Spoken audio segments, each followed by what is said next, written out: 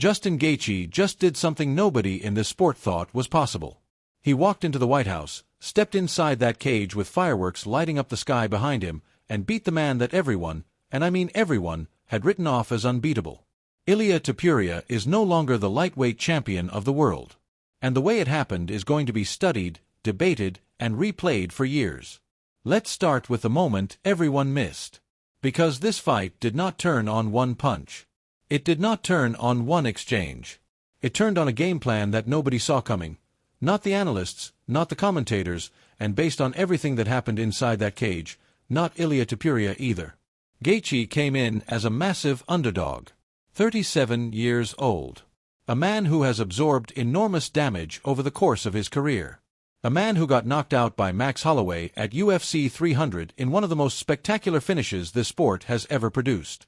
The conventional wisdom said Topuria was going to hurt him early, break him down, and finish it before the championship rounds.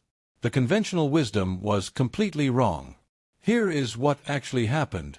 Topuria walked into that arena glowing with confidence. The aura was real. The shadow boxing inside the cage while fireworks exploded in the background. He looked like a man who had already won. And for the first few minutes of that fight, the body language made sense. Topuria was sharp. Topuria was composed. Topuria was exactly what we expected him to be. And then Gaethje started landing the jab. And everything changed. The technical explanation for what happened to Topuria is something every serious MMA fan needs to understand, because it reveals a structural vulnerability in his game that has appeared before. Topuria came in with a specific defensive stance, leaning heavy backwards, overloading onto the hip, and the reason for that stance was intelligent. It is a legitimate defensive posture against leg kicks. It keeps the lead leg light, easy to lift and defend. When Gaethje threw his first inside leg kick, Topuria defended it cleanly. The stance was working for exactly what it was designed to do. But that same stance put his head in the center. Stationary. Without head movement. And Gaethje's jab found it over and over again throughout the entire fight. Topuria was eating jabs because his defensive posture against leg kicks was simultaneously an offensive invitation for straight punches. Gaethje identified that vulnerability, or his team identified it in the film room, and they built the entire game plan around exploiting it. The leg kicks were almost a decoy. The jab was the weapon. And then came the uppercut. Because the jab alone was not going to finish Ilia Topuria. Gaethje knew that. So he used his wrestling, not to take Topuria down, but to create the threat of a takedown. This is the detail that separates what Gaethje did on Saturday night from anything he has done before in his career. He has always had elite wrestling. He has almost always used it defensively.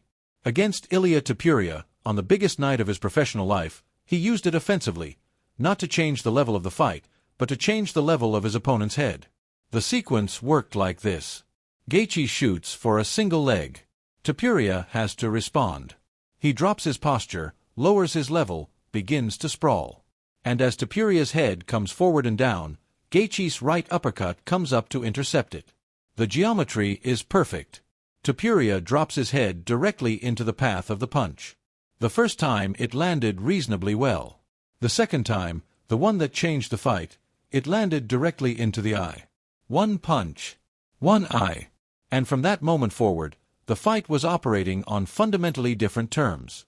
Watch the footage of Topuria after that shot lands. He covers the eye immediately. You can see the redness developing in real time. That eye was damaged from a single uppercut, and the damage accumulated through every subsequent round. Gaethje showed the fight IQ to recognize what he had done and attack that same eye repeatedly with precision, jabbing to the damaged side, targeting the weakened area with methodical intelligence. That is not the Justin Gaethje that people expected to show up. That is a version of Gaethje that this sport has not fully seen before. The chin question deserves its own conversation because it is genuinely shocking. We know Topuria's power. We have seen what that right hand does to elite fighters. Gaethje ate clean, full power shots from Topuria throughout this fight and kept coming forward. There was one exchange in the first round, a right hand that landed flush, with Gaethje's head moving directly into the punch, where the power was everything we know Topuria generates at his best. It did nothing. Gaethje absorbed it and threw back. That chin performance against that level of power, at 37 years old, after the accumulated damage of his entire career, is one of the most remarkable durability displays this sport has produced in recent memory. The second round is where Topuria made the critical mistake that may have cost him the fight. He had Gaethje hurt to the body, badly hurt. The left hooks to the liver were landing clean, landing repeatedly, landing on an opponent who was giving away the exact same body opening that Eddie Alvarez had exploited years earlier. Gaethje has always left that body exposed when his hands come up high. Topuria found it. He had Gaethje in serious trouble. And then he went to the ground. He dragged Gaethje down and spent the remainder of that round trying to submit him, arm bars, mounted triangles, transitions, ground and pound. None of it finished Gaethje. And by spending all of that time and energy on the mat trying to get a submission, Topuria did two things simultaneously. He gave Gaethje time to recover from the body damage that might have ended the fight if the pressure had continued standing. And he burned enormous energy on a submission sequence against a man whose grappling defense, while limited, was sufficient to survive. It was the wrong decision at the wrong moment against the wrong opponent. And the later rounds proved it. By the third and fourth rounds, Topuria was visibly fading. The energy expenditure from the submission attempts in round 2, combined with the eye damage, the accumulated punching, and the natural toll of a championship fight against a man who refuses to stop coming forward, had changed who was the fresher fighter in that cage. Gaethje kept landing that jab. He kept threatening the takedown and following with the uppercut. He kept finding the damaged eye with precision that was almost cruel in its targeting. And Topuria, who had looked like a man apart in the early exchanges, started walking into punches he would have slipped cleanly earlier in the fight. The ending came in the fourth round. Topuria simply could not see anymore. The referee watched it happen, the shots landing on an eye that had been compromised since the first round, the defensive reactions becoming slower, the ability to track and respond to Gaethje's movement deteriorating in real time. The doctor had seen enough before the fourth round and communicated that Topuria's vision was compromised. In a remarkable moment, one that apparently had no direct precedent, the referee asked Topuria if he could see. Topuria said yes, and the fight continued. Until it couldn't. Until the referee saw what needed to be seen and stopped it. Justin Gaethje is the new lightweight champion of the world. The MMA triangle that this result creates is almost too perfect for this sport. Max Holloway beat Justin Gaethje. Justin Gaethje beat Ilia Topuria. Ilia Topuria beat Max Holloway.